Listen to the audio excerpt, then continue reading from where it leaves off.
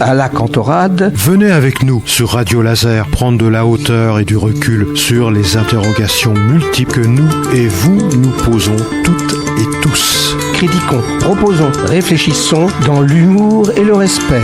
Explorez pendant un mois, chaque semaine, un sujet pertinent avec toujours un invité. Bonjour à toutes et à tous sur Radio Laser à la Cantorade. Et à la Cantorade qui se trouve actuellement au niveau du Conseil de l'Union européenne. Et nous allons nous entretenir, plutôt elle va nous éclairer un petit peu avec Oana Dutescu, c'est ça, qui est chef d'unité ici dans ce cadre-là.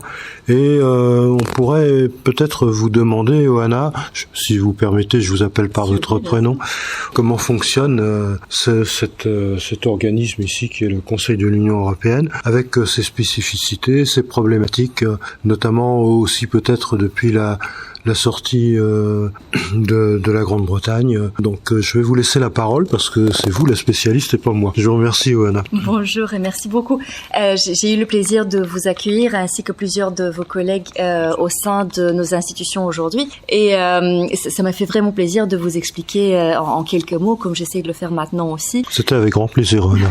Le rôle de nos deux institutions. Donc dans les bâtiments où vous êtes actuellement à Bruxelles, nous avons deux des principales institutions de l'Union européenne, le Conseil européen qui accueille les réunions des chefs d'État et de gouvernement, y compris le président français d'ailleurs, tous les quelques mois. Ils viennent ici. Tous les quelques mois, c'est-à-dire tous les mois, non? Ça dépend un peu des besoins. Vous savez, dans le traité, c'est marqué au moins 4 fois par an.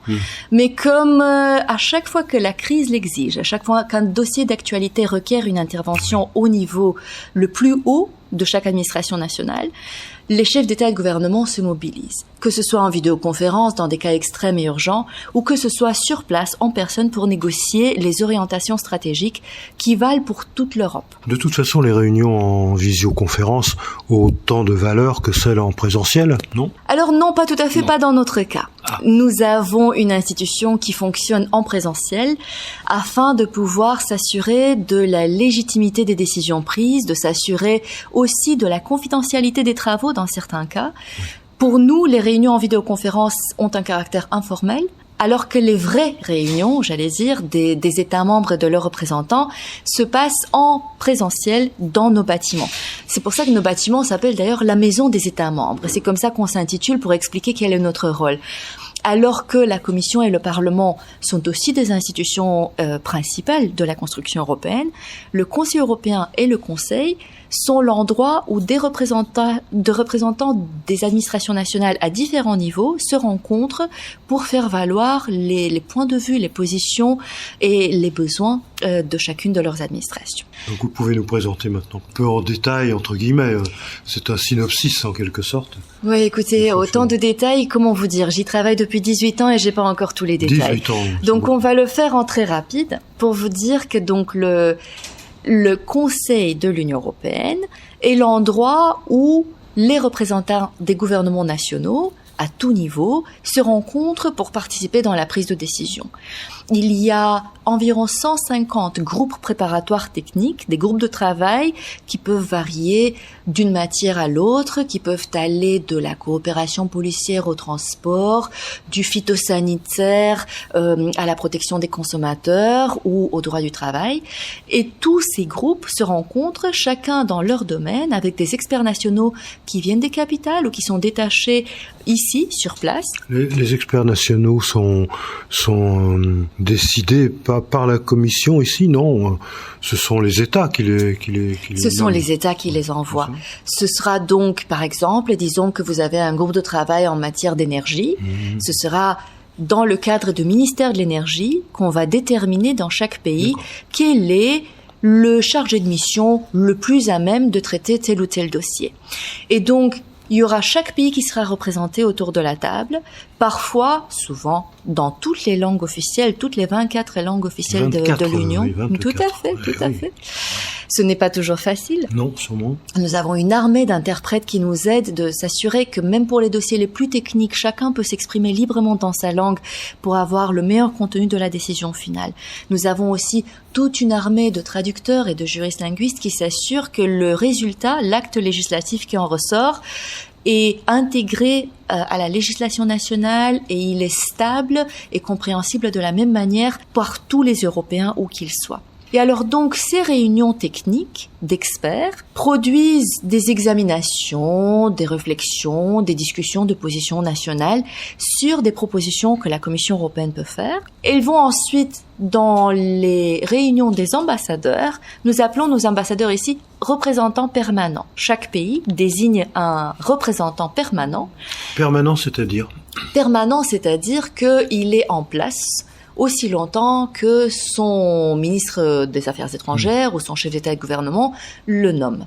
C'est un ambassadeur nommé par le gouvernement national. C'est le gouvernement national qui décide, finalement. Exactement. Et donc le gouvernement national nommera son représentant à Bruxelles, auprès des institutions européennes.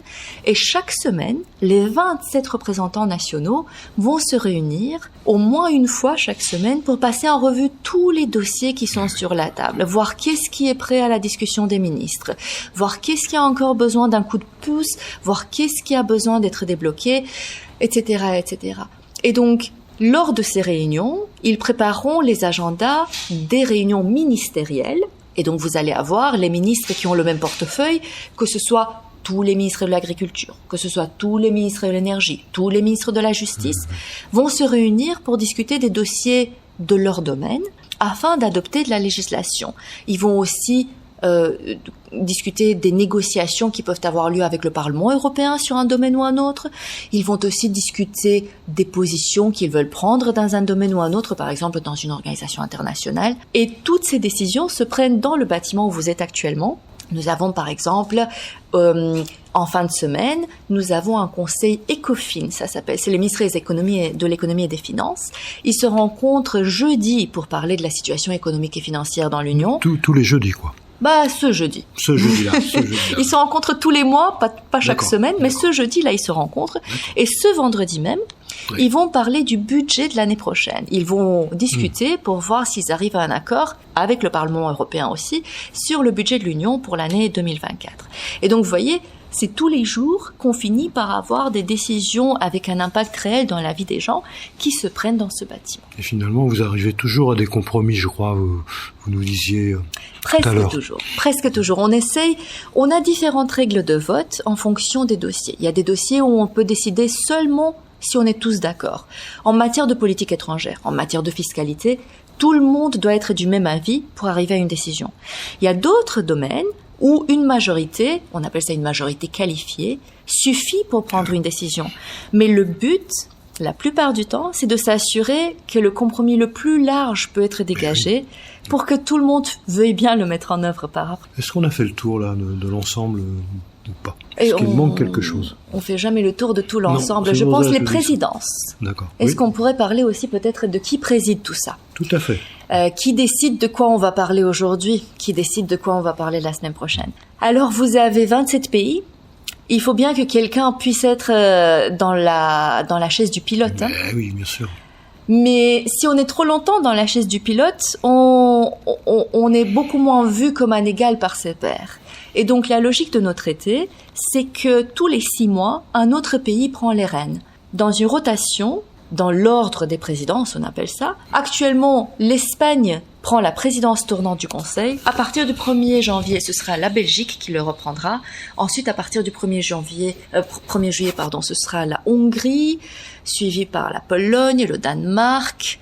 Vous connaissez tout ça par cœur? Oh, écoutez, on y travaille tous les jours. Oui. Ceci étant, ce que je voulais surtout vous dire, c'est que quand on est présidence, le pays, certes, dirige les travaux, certes établit l'agenda des travaux, mais ce n'est pas pour ça que le pays peut décider tout seul. Et ce n'est pas pour ça que le pays peut décider des choses qui ensuite, pendant 13 ans, vont le mettre dans des situations difficiles avec ses partenaires.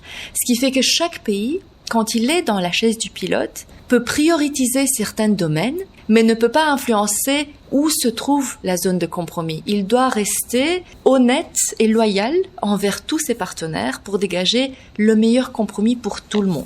Mais la rotation permet aussi d'éviter des heurts, on va dire. Écoutez, pour prendre un exemple, je peux vous dire qu'un dossier législatif, entre le moment de la proposition de la Commission et le moment où on l'adopte, souvent on parle d'1 an et demi, à cause de différentes procédures qui doivent être mises en place, des différentes examinations techniques. 1 an et demi, ça veut dire 3 présidences. Donc forcément, à chaque fois, vous allez avoir tout le monde qui doit se mettre d'accord afin de permettre d'aboutir à un résultat. C'est important, ça, très important, sûrement. De notre point de vue, sûrement. De notre point de vue, le plus important, c'est de s'assurer que les négociations ont toujours lieu devant tous les États membres, avec tout le monde à table, avec un traitement égal de tous les pays et de toutes les positions, et dans le plein respect, bien sûr, des traités. Oana Dutescu, on vous remercie beaucoup. Si jamais quelqu'un qui nous écoute serait à Bruxelles le premier samedi du mois de mai, chaque année, il s'agit bien de la fête de l'Europe, quand toutes les institutions, y compris la nôtre, sont ouvertes. N'hésitez pas à venir nous visiter et à nous poser toutes vos questions. Avec plaisir. Merci beaucoup. Oana, on vous remercie beaucoup. À bientôt tout le monde. Au revoir.